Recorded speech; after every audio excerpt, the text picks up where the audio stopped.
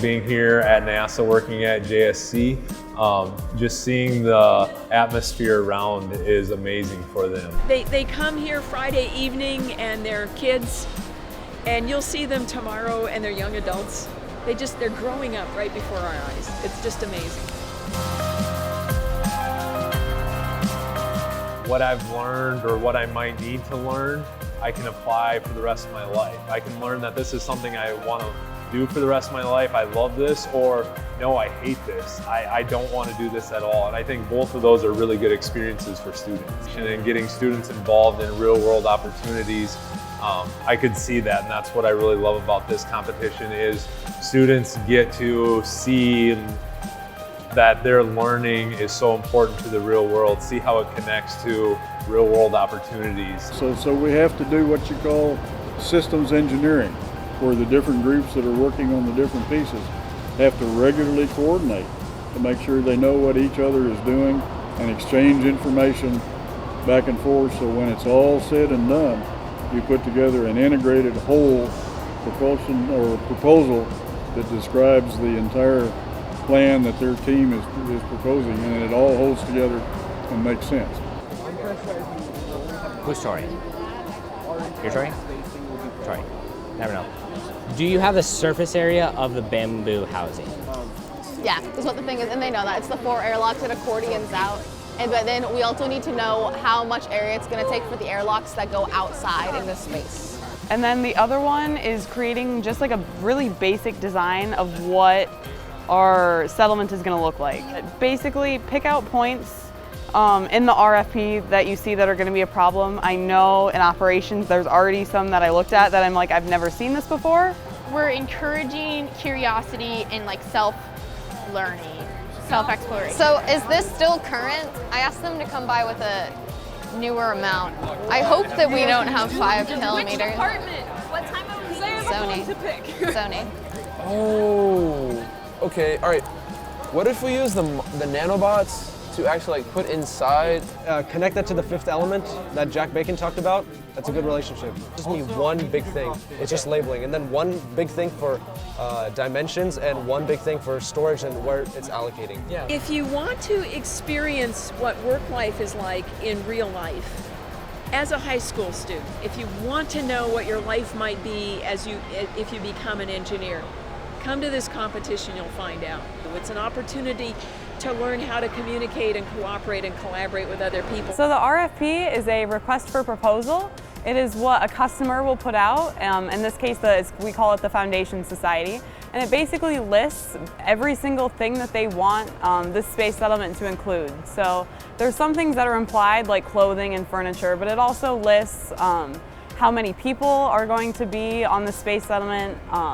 It lists what they want for storage space or what they want to use as an engine or that kind of thing. And the stressful point is that you only have 21 hours to do this. So from 10:30 on Saturday morning until 7:30 on Sunday morning, there is no sleep for the for the workers, you know.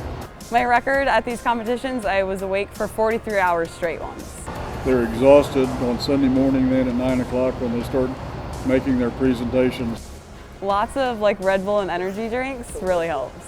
So it's just a wonderful experience, and this actually very accurately emulates real life engineering situations. I've realized that the main important thing that a team needs to win is communication. Since there are 50 people, the degrees of freedom of communication are 2,000 plus. Well, they're learning industry skills, and that's teamwork. Normally a large team in a high school project would be 6 or 8 students. You have 50. They must use an organization chart, and they must use management techniques. If you're not as direct and detailed as possible, your entire project gets messed up, and suddenly your specific location is not on Mars, it's now on Mercury, and you're like, wait, that's not what the project is. They give you an impossible amount of work to do in a very short amount of time, and most kids coming into this have no idea what to expect. But what we're looking for is not only that kids will realize what an engineering career is, but they might come out of this saying, now I understand why I need to study math and science.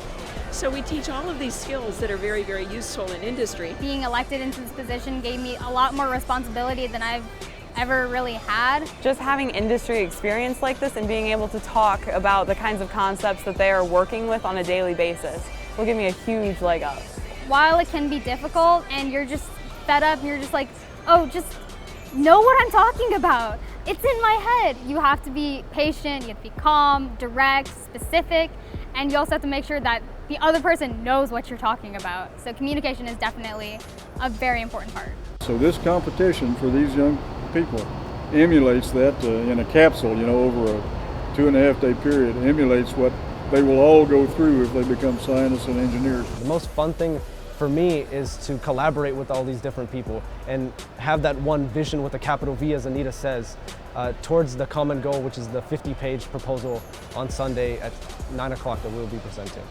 There's a vast majority of the students that go on to be successful after participating in this competition.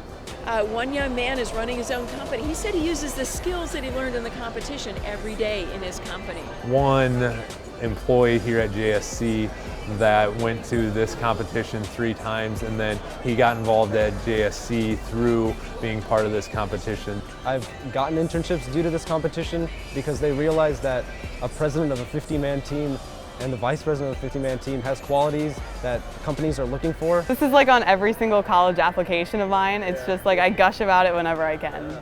I think the fact that it's going to be on my resume would be really nice. It's really an incredible experience to be able to work with people who are in the aerospace industry, whether they're software engineers, mechanical engineers. The data that we collect from this competition has been amazing to show the percentage of students that go into an engineering field or a STEM career from this competition. I want to be an aerospace engineer, so this is exactly what I want to do for the rest of my life. I want to build space settlements. I want to think about going to Mars.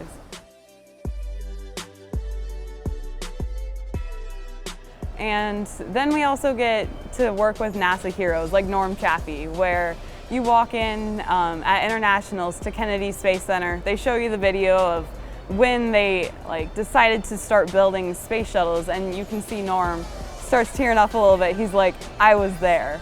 There's so many benefits of coming to this competition. First of all, meeting all the people such as Norm and Anita and Jack Bacon. All these people have tremendous experience. Even Norm said he had 50 years plus at NASA to get his perspective on the future and the past and how we're growing in science and engineering is fascinating. Just being able to bounce questions off Norm of how the industry has changed, or talking to Anita about how she was one of the only women aerospace engineers in her time.